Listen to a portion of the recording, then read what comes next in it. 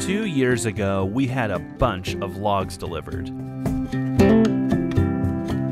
We would cram sawmilling that mountain of logs into beautiful timbers for our timber frame into just 3 weeks. Having never run a sawmill before, we were under the gun. Months prior, we got the amazing news that an army of people were coming from around the world to help bring this timber frame to life. We couldn't let those people down.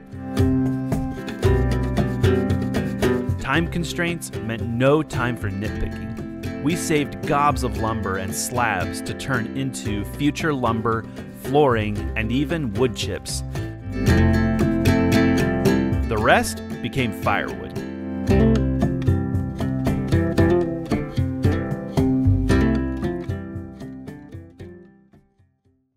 Fast forward 2 years, and we're working on building custom cabinets for the kitchenette area in our garage. We love butcher blocks and thought it'd be rad if we could build one. Oh, we're coming for you, Boneyard. We're coming for you. While rummaging through our boneyard, some attractive pieces in the firewood pile caught our eye. There's a lot of stuff in here that looks like, I'll be doggone, it would make a great countertop. We thought, what if we could rescue some scraps and build our countertop from the firewood pile? Even more special, this wood is left over from the timber frame project. Digging through a monster firewood pile is like trying to find a needle in a haystack. Thankfully, short, random, and weird pieces are perfect for a butcher block project.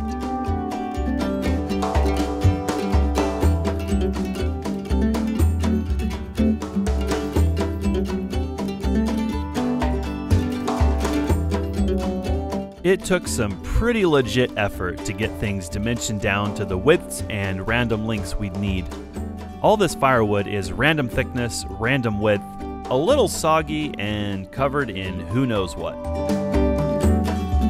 Things are looking pretty rough and ugly at this stage, but that's okay because we have the Swiss Army knife of woodworking tools, a shopsmith.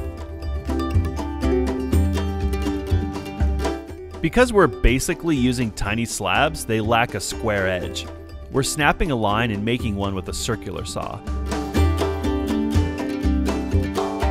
We're also looking for any rot, defects, or other issues like cupping and weighing that we can remove now to save us work later. Butcher blocks are kind of like sausage. You can toss just about anything in there and it'll come out pretty good.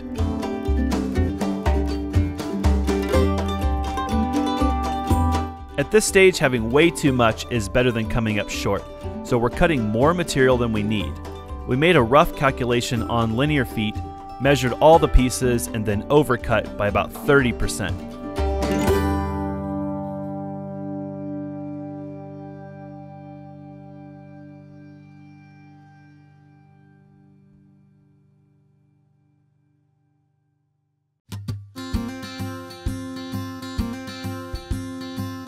We probably could have glued up at this stage, as our table saw is pretty precise, but we're trying to make this top a masterpiece, so we're putting in some extra work.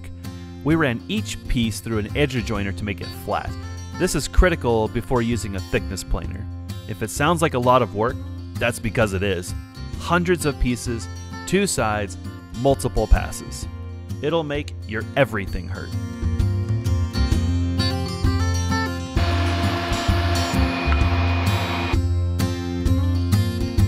So basically, we've got this huge gob of sticks with 2 flat sides. It's time to get things uniformly dimensioned, remove knots and other defects, and square up the ends. The wood is really starting to come to life. To reduce the potential for error and give ourselves options for the layout, we planed each side to identical dimensions so you could rotate each piece into any configuration. We're also planing to the thinnest piece. Honestly, it's really hard to measure accurately rough sawn wood that was cut with a chainsaw. It would have been a tragedy to glue this thing up and realize we had a thin piece in there. The pieces will be butt jointed. We could have finger jointed the ends, but that's another monstrous step that we just skipped on this project. Happily, we discovered a method using the miter gauge and belt sander attachment that made super quick work on squaring up and polishing the ends.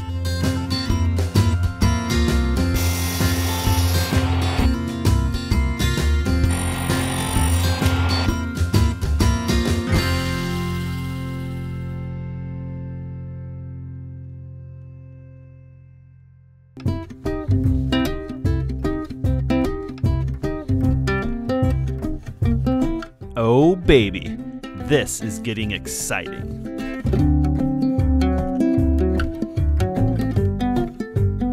Good thing we bought the family pack of clamps. All that obsessing over dimensions paid off. Our first successful glue up complete. OCD people would hate this part. Do you use 2 longs and a short, 3 shorts, a long and a medium? Sapwood, heartwood, sapwood? You get the idea. We got a little excited and our glue up was 1 board too wide. Oopsie. Time for the final trip through the planer. This removes glue drips and gets things uniformly flat, making for way less sanding in the future. You guys know how sometimes it seems like things are going a little too well?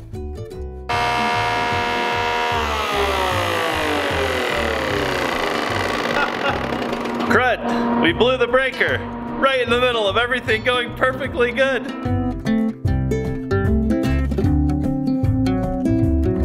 And she fits. Firewood. That was firewood. Can you guys believe this? What a transformation.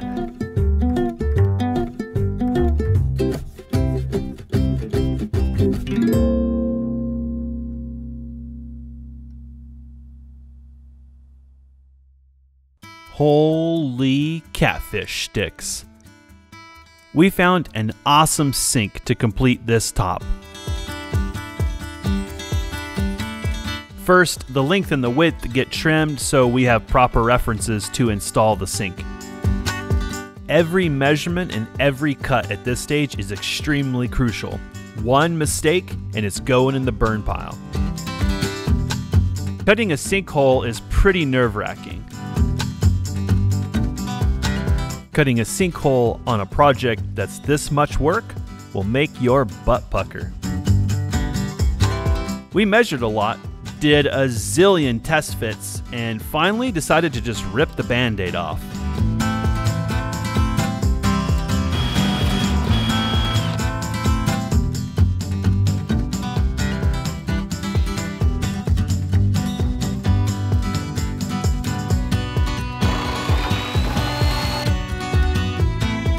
It's a snug fit, and it looks amazing. Here's hoping it fits the cabinets.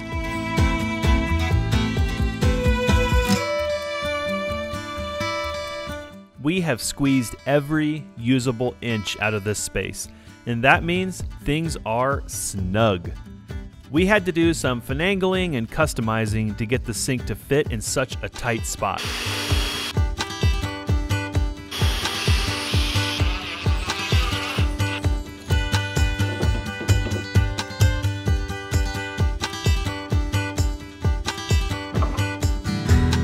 Well, we're gonna have to get really creative on how to lock it in because there's like nothing to hook it to. Some creative cutting, some grinding, and a little bit of elbow grease, and this sink is definitely gonna work.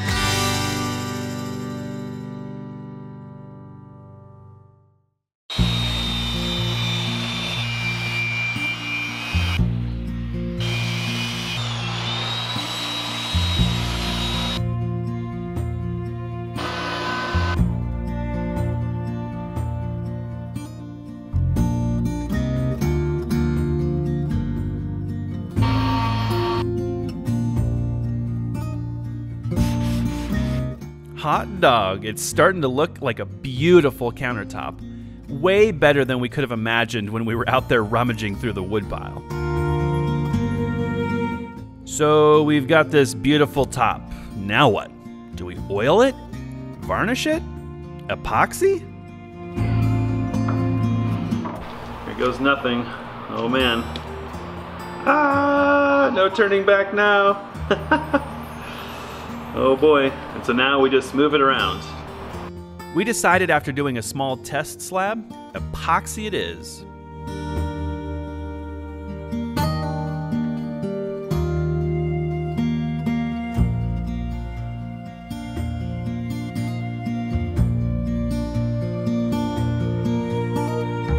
If you ask any woodworker what their favorite part of a project is, it's probably applying the finish, where you finally get to see the wood grain and the color pop. In that moment, all the stress and worry of the project melts away as you can see your work of art coming to life right before your eyes. This is our first time with an epoxy pour, and I'll just say it, epoxy is not forgiving to beginners. We did several coats trying to build it up and get the surface smooth. It didn't turn out perfect. We had to find some tricks and a bit of elbow grease to get it dialed in. It took a few college coats to learn the importance of a flood coat, a proper drop cloth, conserving epoxy drips, masking areas with packing tape, and how to use a torch to remove the bubbles. Thankfully, the solution to nearly every epoxy mistake is more epoxy.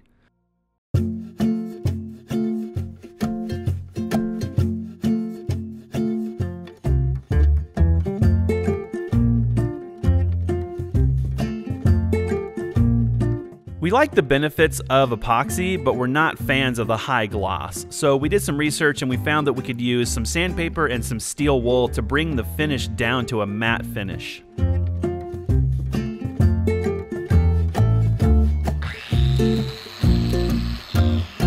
The answer is it does dull. The other answer is it like incinerates the steel wool. In 2 seconds. In like 2 seconds. So that's good to know. It was super scary experimenting at this stage, but we finally found wet sandpaper was just the ticket. So basically this is where we're starting with this mirror gloss, and this is where we're heading. It's kind of a muted finish, and then we'll end up using like a carnauba wax to protect it.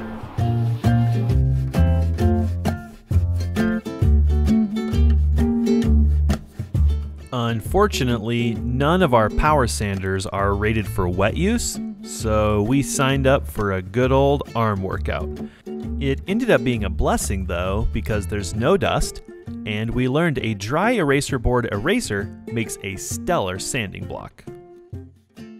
That is definitely the secret. 600 grit with water. This turned out fantastic. Full disclosure, when we went firewood pile diving, we weren't sure what we'd end up with. This certainly turned out way better than we ever expected. If you're gonna get creative with your project, you've gotta be open-minded. Who knows, you just might hit a home run and surprise yourself with what's possible. So far, people's reactions have been just like ours. Wow. And of course the obligatory running your hand across the top in disbelief.